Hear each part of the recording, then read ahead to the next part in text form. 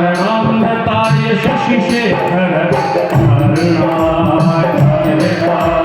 कर्पूरकान्ति धवलाय जटाधराय दारिद्र्यदुःखदहनाय नमः शिवाय गौरीप्रियाय रजनीश कलाधराय कालांतकाय भुजगाधिप कंकणाय गंगाधराय गजराज विमर्दनाय दारिद्र्यदुःखदहनाय नमः शिवाय प्रियाय भवरोग भयापहाय उग्राय दुर्ग भवसागर कारणाय ज्योतिर्मयाय गुरुनाम सुदृश्यताय दारिद्र्यदुःखदहनाय नमः शिवाय धर्मांबराय शम्भस्म विलेपनाय आलेक्षणाय मणिकुण्डल मंडिताय मंजीरपाठयुगलः जटाधराय दारिद्र्यदुःखदहनाय नमः शिवाय पञ्चाननाय फणिराज विभूषणाय हेमाङ्कुशाय भुवनत्रय मंडिताय आनन्दभूमिवन्दाय तपोमयाय दारिद्र्यदुःखदहनाय नमः शिवाय भानुप्रियाय भवसागर कारणाय कालांतकाय कमलासन पूजिताय कृष्णयाय गुणक्षर लक्षिताय दारिद्र्यदुःखदहनाय नमः शिवाय प्रियाय रघुनाथ वरप्रदाय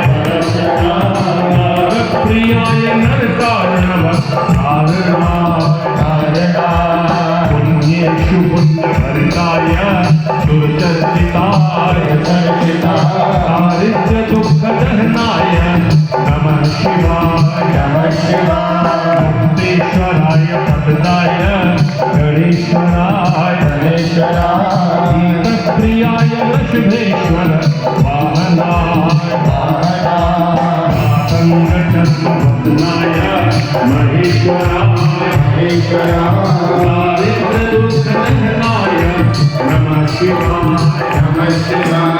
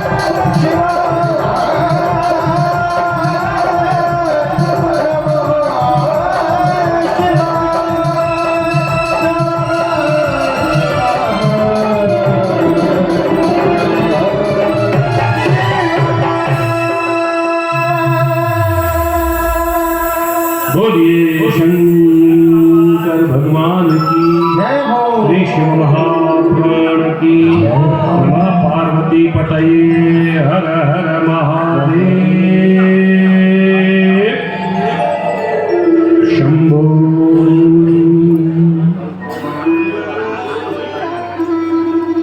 देखिए किस तरह से ये 5 दिवसीय श्री शिव महापुराण कथा का ये कथामृत महोत्सव ऐसे धीरे धीरे करके हाथ से छूटता गया, निकलता गया। बहुत कुछ प्राप्ति की हमने। ऐसा लगा कि कभी हम शिवलोक में हैं और ऐसा लगा कि कभी भगवान शिव ही इस धरा पर आ गए हैं। ऐसे ऐसे अद्भुत अनुभव आप सभी ने हमने देखे। जो ये कथा स्थल है ये पिछले 5 दिनों से ओम नमः शिवाय, ओम नमः शिवाय, हर हर महादेव, हर हर महादेव, इस प्रकार के जय घोषों से जो गुंजायमान था, कल यहाँ पर एकदम शांति होगी। कल कोई हर हर महादेव, हर हर महादेव, ओम नमः शिवाय बोलने के लिए यहाँ पर नहीं आएगा। ये बात मस्तिष्क पटल पर आते ही, सोचते ही कि कैसा रहेगा ये खालीपन सा, ऐसा लगेगा कि जीवन का एक महत्वपूर्ण हिस्सा हमसे अलग हो गया है। लगेगा कि नहीं? अच्छा, 5 दिन की कथा किस किसने श्रवण की? हाथ ऊपर करें। जो लोग 5 दिन, मैं आप सभी को नमस्कार करता हूँ। जिन्होंने 5 दिन की कथा सुनी है उन श्रोताओं के दर्शन करना प्रत्येक व्यक्ति के सौभाग्य की बात है। क्योंकि शिव महापुराण में आया था कि जो शिव महापुराण की कथा सुनकर और अपने घर की तरफ जाते हैं तो उनके चरणों में तीर्थ स्वयं आकर विराजमान होते हैं। वो धूल जो है आपके चरणों में पड़ेगी, वो धूल भी तीर्थों का रूप धारण कर देती है। ऐसी महान गाथा है शिव महापुराण की कथा की। और वैसे भी आप सभी से भाग्यशाली तो मैं हूँ, क्योंकि आप सब लोग वहाँ से केवल एक शिव भक्त को देख रहे हैं, लेकिन ये एक शिव भक्त अनेक शिव भक्तों को देख रहा है। तो बताइए मेरी नज़र में कितने सारे शिव भक्त बैठे हैं। मैं आप लोगों को देखकर मैं खुद अपना भाग्य जगा रहा हूँ। बोलिए भक्तवत्सल भगवान की जय। जैसे ये कथा स्थल कल परम शांति को प्राप्त कर लेगा, जैसा आज माहौल है, जैसा वातावरण आज है, जैसा हर्षोल्लास आज है, वैसा कल देखने को नहीं मिलेगा। वैसा ही कुछ होता है जब बेटी की शादी होती है, बेटी का विवाह होता है, कितनी पूर्व तैयारियां लगती हैं, कितना सब कुछ एकत्रित करना पड़ता है। जैसे जैसे धीरे धीरे वह घड़ी आने लगती है, नज़दीक आती है, विवाह वाले दिन कितना ढोल नगाड़े बैंड बाजा बारात सब एकत्रित होते हैं। और उससे 2 दिन पूर्व ही घर में जमवाड़ा होता है, चाहे दूल्हे के घर में हो चाहे दुल्हन के घर में हो। सब रिश्तेदार मेहमान इकट्ठे होकर एकत्रित होकर रात्रि रात्रि जो है जागरण भी करते हैं, खूब मजाक मस्ती भी करते हैं। हर कोई अपने अपने हिसाब से करता है ना। कौन कौन करता है? हाथ तो ऊपर करो। सबके घर में होती है ना, तो फिर हाथ ऊपर उठाने में इतना संकोच क्यों? ये हाथ ऊपर उठाए मतलब हर हर महादेव बोला। हाँ, तो सबके घर में ऐसा वातावरण आ जाता है। आखिर वो मंगल वेला भी आती है खूब ढोल नगाड़ों के साथ, और बारातियों का जमवाड़ा लेकर बारात भी आती है। फिर विवाह का कार्य भी संपन्न होता है और अंत में विदाई की घड़ी भी आती है। जब विदाई की घड़ी आती है, ऐसा ही हुआ पार्वती माता का भी जो है विदाई का समय हुआ। इतनी जितनी सजावट थी वह सजावट उस वक्त तो थी, लेकिन विदाई के बाद सब सुना सुना। जो मालाओं के पुष्प थे खिलखिला रहे थे, वे मालाओं के पुष्प भी जो है मुरझा जाते हैं, लोगों के पैरों में आते हैं। जो विवाह स्थल भरा हुआ होता है, लोगों से खचाखच भरा होता है, वह दूसरे दिन खाली होता है। लोग कहते हैं विदाई के समय में माँ ज्यादा रोती है, लेकिन ये सही नहीं है। विदाई के समय पिता ज्यादा रोता है, लेकिन वो अपना रोना दिखाता नहीं है।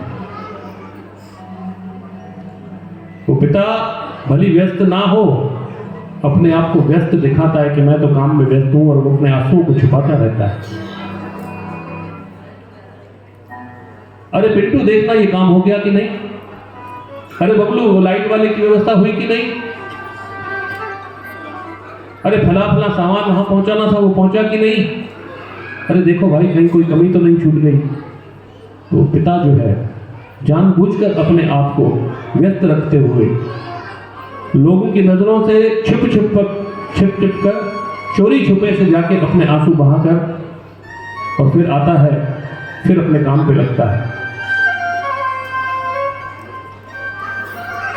तो जब भी बेटी की विदाई होती है, माँ का मन तो होता ही है बहुत नाजुक, बहुत कोमल, बहुत चंचल, उसे तो रोना आ जाता है, लेकिन पुरुष का हृदय उससे ज्यादा कोमल होता है, लेकिन ऊपर से कठोर होता है। तो अपनी कठोरता से उस अपने कोमलपन को ढक लेता है। तो सुबह कर कहीं कोना पकड़ के रोता भी है वो पिता। बेटी कहती, पापा अब मैं जा रही हूं, अब मैं अपने दूसरे घर में जा रही हूं पापा। लेकिन पापा अपना ध्यान रखना, बड़े लापरवाह हो, भले अपने कामों को तो आप अच्छे से करते हो, लेकिन अपनी जिम्मेदारियां अपने प्रति जो होती है वो भूल जाते हो। टाइम पर गोली दवाई आपको मैं देती हूँ, अब मैं नहीं रहूंगी तो कौन देगा? इसलिए पापा अपना खाने पीने का और अपनी दवाई गोली का पूरा ध्यान रखना, क्योंकि अब कल से तो मैं आपको मिलूंगी नहीं यहाँ पे। लेकिन पापा याद बहुत आएगी आपकी, जब घर जाऊंगी ना तो आपको बहुत मिस करूंगी, बहुत याद करूंगी।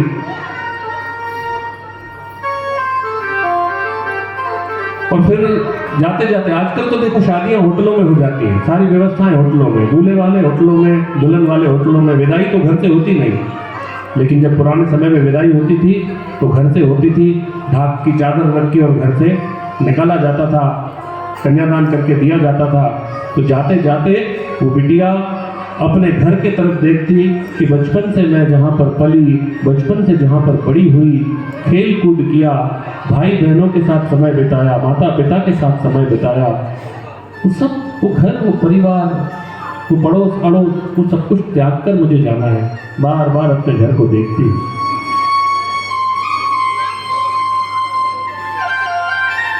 और दुखी मन से व्यथित होकर अपने उस घर को, अपने परिवार को छोड़कर और अपने घर से विदाई लेती है। कहती है पिता को, पापा आप अपना ख्याल रखना।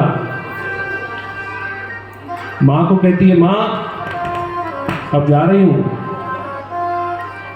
याद तो करोगी ना माँ? मुझे कामचोर बोलती हो, लेकिन याद करोगी अब मेरे जाने के बाद? माँ थोड़ा बहुत तो काम कराती थी ना माँ तेरे लिए, इतनी भी तो कामचोर नहीं थी ना, थोड़ा सा तो काम करती थी ना, कभी कभी तो याद करोगी ना माँ कि किचन में साथ रहती थी, पटर पटर करती थी, कुछ और भी काम पड़ता तो हेल्प कराने के लिए आ जाती थी ना माँ, इतना तो याद करोगी ना। और देखो माँ, कल से मैं नहीं रहूंगी ना घर पे, मुझे मालूम है बहुत इरिटेट होगी तुम, बहुत परेशान होगी, क्योंकि जरूरत पड़ती है तुमको मेरी, ऐसी बात नहीं है। और वो जरूरत पड़ेगी तो तब तुम्हें, जब मेरी कमी का एहसास होगा तो उस वक्त तुम्हें गुस्सा भी आएगा, लेकिन वो गुस्से का ठीकरा पापा के ऊपर मत छोड़ देना माँ। मुझे मालूम है तुम इधर का गुस्सा उधर उतारने में बड़ी एक्सपर्ट हो, तो बेचारे पापा भी अकेले होंगे तो अपना गुस्सा उधर मत उतार देना। अब जा रही हूँ और अपना भी ख्याल रखना, पापा का भी ख्याल रखना। वो विदा लेती हुई जो बिटिया है वो अपने भाई को कहती है कि भैया तू भी परेशान था ना मुझसे, है ना, तू भी तो परेशान था, अब तेरी परेशानी दूर हो गई है, जा रही हूँ। लेकिन ऐसा नहीं कि तू आवारागर्दी करता रहे, रात रात को देर से आए घर पे। अब मैं नहीं हूँ तो मम्मी और पापा को बहुत ज़्यादा ज़रूरत होगी, इसलिए समय पे घर पे आ जाना और मम्मी का और पापा का ख्याल रखना भाई।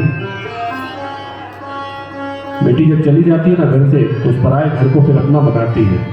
देखिए जो त्याग भगवान ने स्त्री को दिया है, कोई भी पुरुष ना आज तक कर पाया है, न कर पाएगा। कितना सब कुछ त्याग करके आती है एक कन्या जब पति स्वरूप में किसी को पाती है, अपना घर परिवार, इष्ट मित्र रिश्तेदार, अड़ोस पड़ोस, यहाँ तक तो छोड़ो, ये तो अपना नाम भी त्याग देती है, अपना सरनेम भी बदल जाता है। और फिर कभी कभार ही आना हो पाता है घर पे, लेकिन जब रक्षाबंधन आता है ना, तो चाहे कितनी भी बूढ़ी माँ हो, बहन हो, अपने उस भाई की राखी को नहीं भूलती है। दूर होगी तो राखी भेज देगी किसी के हाथ से, लेकिन भूलती नहीं है। ये हिंदुस्तानी, हमारी सनातनी माताएं और बहनों का ये स्वभाव है कि कितना भी दूर चली जाए लेकिन अपने घर परिवार को भूलती नहीं। और माँ को तो पता तो चले, जहां जिस शहर में बेटी ब्याही है, अगर उस शहर में अपने गांव से, अपने नगर से, अपने अड़ोस से, अपने पड़ोस से कोई जाने वाला है तो माँ तो पगला जाती है। ए जी सुनो सुनो सुनो, वो बिट्टू के पापा जा रहे हैं, बिट्टू के पापा जा रहे हैं, जहाँ अपनी बिटिया का विवाह हुआ है ना, उस शहर जा रहे हैं, तो चलो चलो बाजार चलो, कुछ सामान लेना है। हमारी गुड़िया को यहाँ की मिठाई पसंद थी, वो मिठाई लेकर आएगी। यहाँ से कपड़े खरीदती थी वो कपड़े खरीद कर लाएगी। ये चीज़ें पता नहीं उसको उस शहर में, पराए शहर में मिलती है कि नहीं मिलती है, लेकिन मेरी बेटी को मिलेगा तो बड़े खुश होगी। चाहे बीमार हो, चाहे कुछ भी हो, उठकर दौड़ेगी, भागेगी वो माँ, और जाकर बाजार से सारा सामान वो एकत्रित करके आएगी जो उसकी बेटी को पसंद था, लाकर और पड़ोसी अड़ोसी को जिसके हाथ से भेजना है उसको कहेगी कि भैया आप जा रहे हो ना, हमारी बिटिया के नगर जा रहे हो ना, एक काम कर देना, ये हमारी बेटी को ये सामान दे देना, उसको बहुत पसंद था, यहाँ की मिठाई उसको बहुत पसंद थी, ये वस्त्र उसको बहुत पसंद थे। और बेटी का स्वभाव देखो, बेटी को जब पता चलता है कि अंकल आए हैं, पड़ोसी अंकल आए हैं, मेरे लिए कुछ सामान लाए हैं, मेरी माँ की कुछ चीज़ें लाए हैं मेरे पास, सब चीज़ों को एक तरफ दरकिनार करते हुए पूछते, अंकल मेरे मम्मी मेरे पापा ठीक है ना, अब तो वहाँ से आए हो, मैं तो फ़ोन पे बात करती हूँ तो मुझे तो बोलते थे ठीक है, लेकिन मैंने बहुत दिनों से उनको देखा नहीं है, आप तो वहीं से आ रहे हो, आपको पता है ना मेरे पापा की तबीयत ठीक है, मेरी मम्मी ठीक है। जब उसको कुशल मंगल मिलता है कि मेरे माता पिता स्वस्थ हैं, मेरे माता पिता प्रसन्न हैं, तब उस सामान को लेती है और फिर उसमें कुछ रुचि दिखाती है, अन्यथा उससे उस सामान में भी रुचि नहीं रहती। ऐसा बेटी का स्वभाव होता है माँ के प्रति। तो जब अपने शहर को, अपने नगर को, अपने परिवार को बेटी चली जाती है छोड़कर, तो मन बड़ा दुखी होता है। और मैं निवेदन करूंगा इस व्यासपीठ के माध्यम से, बेटियों का ब्याह करो तो इतना दूर भी मत करो कि सुख दुख में पहुंचने में बड़ी दिक्कत हो जाए। इतना दूर भी उनको मत भेजो कि बेटियां कभी आना चाहें तो उनको आने में ही इतना समय लग जाए। इसीलिए ज़्यादा दूर की नहीं, अपने थोड़े आसपास रखिए, ताकि हर कार्य में, क्योंकि बेटियां तो सौभाग्य, देखिए बेटे भाग्य वालों को मिलते हैं, लेकिन बेटियां सौभाग्य वालों को मिलती हैं। सौभाग्यशाली लोग हैं जिनके घर में बेटियां हैं। बेटियों की कदर कीजिए। बेटियां हमेशा अमंगल हरती हैं। जब घर पर आती हैं तो काल को भी उठा के दूर फेंक देती हैं अपने पीहर के घर से, कि अब मैं यहाँ पर आ गई हूँ, अब इस घर का अमंगल काल भी नहीं कर सकता। तो कभी बहन और बेटी घर पे आ जाए, उचित मान सम्मान से उसको रखिए। थोड़े दिन वो उसी आंगन में बिताने आई है जिस आंगन में वो पलकर बड़ी हुई है। और दूसरी बात, उन बेटियों को भी इस व्यासपीठ के माध्यम से कहूँगा, कभी अपने पिता की गर्दन शर्म से झुकने मत देना। अपने सनातन में रहना, अपने सनातन में बनी रहना। आजकल जो बहुत ही सनातन से बाहर जाकर और कुछ जाल फैलाया जा रहा है, हमारी कई बहनें, कई बेटियां झांसे में आ जाती है, प्रलोभन का शिकार हो जाती है, तो उसका शिकार मत होना। सदैव अपने धर्म में रहना, अपना चरित्र माता अनसुईया की तरह रखना, अपना चरित्र माता सीता की तरह रखना, अपना चरित्र माता पार्वती की तरह रखना। कोई विधर्मी अगर आपके धर्म को आकर भ्रष्ट करने का प्रयास करे तो फिर महाकाली भी बन जाना।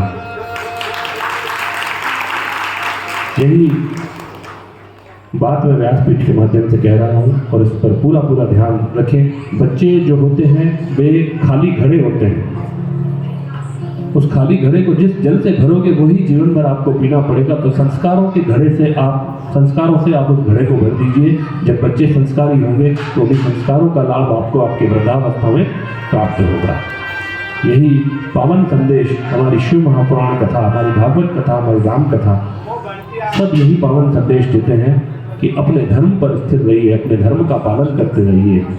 क्योंकि भगवान भी धरती पर अवतार लेकर क्या कहा है भगवान ने, यदा यदा हि धर्मस्य ग्लानिर्भवति भारत अभ्युत्थानं च धर्मस्य तदात्मानं सृजाम्यहम्। जब जब कहीं और का नाम नहीं लिया, जब जब भारत भूमि पर अधर्म बढ़ा है, धर्म की हानि ग्लानि हुई है, तब तब मैं अधर्मियों का नाश करने के लिए और धर्म की पुनर्स्थापना करने के लिए तदात्मानं सृजाम्यहम्, तब तब मैं सृजित हुआ हूँ। जब भगवान धर्म के पीछे अवतार लेकर आ रहे हैं तो क्या आप और हम उस धर्म को निभाने के लिए क्या सक्षम नहीं है? हाथ उठाइए दोनों और अपने धर्म पर चलने का स्वयं भी जो है संकल्प लीजिए और अपने परिवार को भी चलाने का प्रयास कीजिए। नमः पार्वती पतये हर हर महादेव। आइए आरती के लिए मुख्य यजमानों को बुलाइए।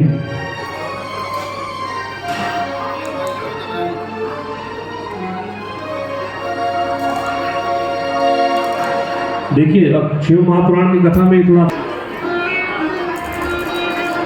दो आरती बनाइए, एक्स्ट्रा आरती दो बनाइए। बिना प्यारा है, आप बिल्कुल शांति पूर्वक एक एक करके आरती की थाली हाथ में ना आए कोई बात नहीं, मोबाइल तो है हाथ में, मोबाइल की टॉर्च जला लो और अपने स्थान पर परिक्रमा कराते रहो। वह भी दीप आरती है, धक्का मुक्की करने से श्रेष्ठ है। अपने हाथ में भगवान ने जो यंत्र दिया है उसका सहारा ले और बहुत अच्छी आरती होती है। अपने अपने स्थान पर खड़े होकर आरती आरंभ करें। सभी माताओं बहनों से निवेदन है वो मंच के नीचे से ही आरती करें। मंच का कोई नहीं है, केवल यजमान परिवार जो है, केवल यजमान परिवार सभी कथा के आयोजक परिवार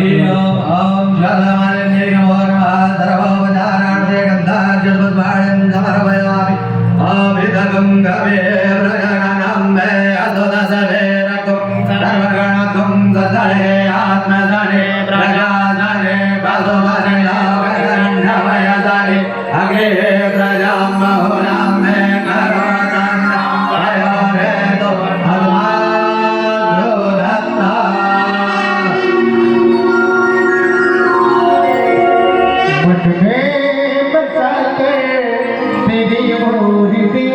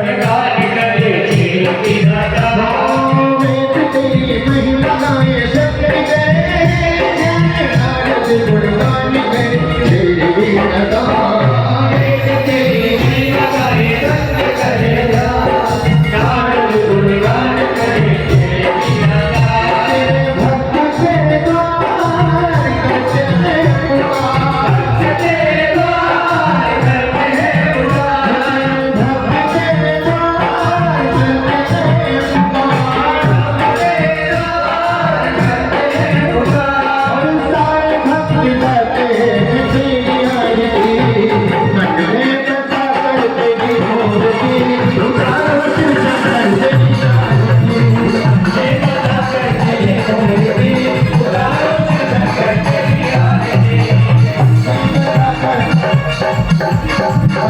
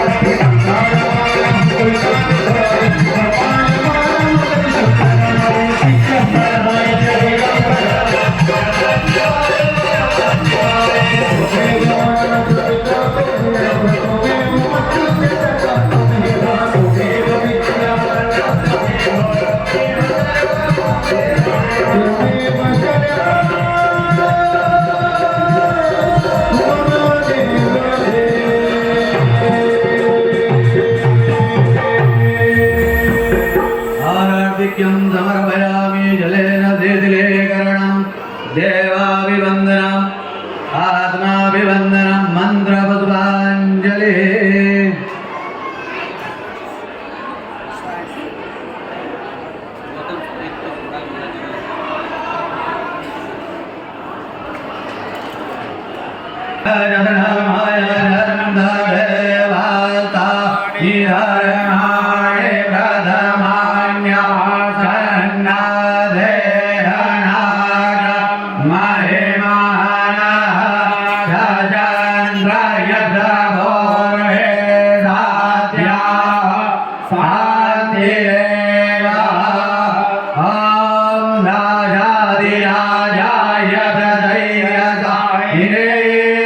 नमो वयं वै श्रवणाय गुरुमहे समे कामाय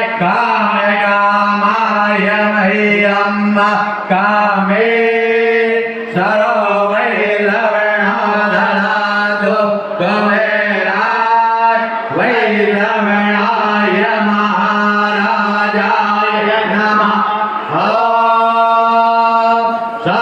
सतिसाम्राज्यं भोज्यं स्वराज्यं वैराज्यं वामेन्द्रं राज्यं महाराज्यमाधिपत्यमयं तमन्तवैवायै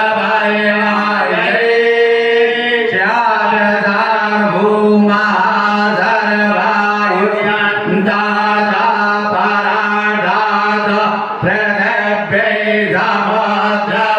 समुद्रपर्यन्ताय एकराळति तदभैषलोका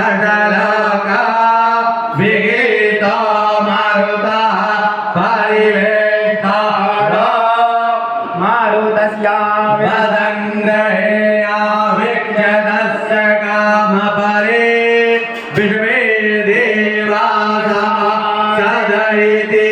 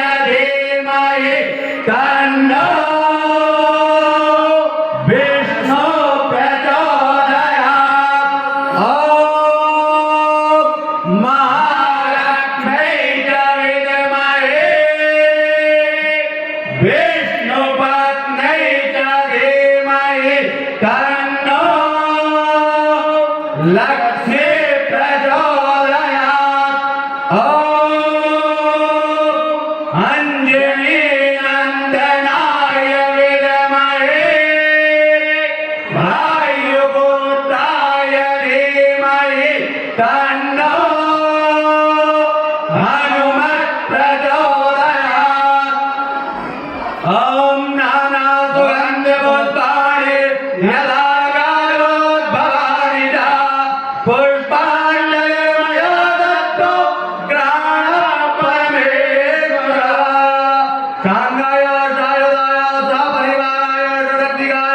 मन्त्रपुष्पाञ्जलिं समर्पयामि। ॐ जयते तानि वदनं निर्गातानि गङ्गाधेका गुंजत्रयो जने वदन्नानि तन्मते। सभी हाथ जोड़ के प्रार्थना करेंगे महादेव का। हरे ओम मंत्रेणं देवारेण भक्तेन निरक्ता यद्भूतं मया देव परिपूर्णं तदस्तु मे। आवाहं न जानामि तवार्चना पूजां एव न जानामि संविदां परमेश्वर। बोलिए देवादिदेव महादेव भगवान की जय। उमापति महादेव की जय। बोलिए गणेश भगवान की जय। गौरा मैया की जय। धर्म की अधर्म का नाश, प्राणियों में विश्व का कल्याण। गौ माता की जय। सत्य सनातन धर्म की जय।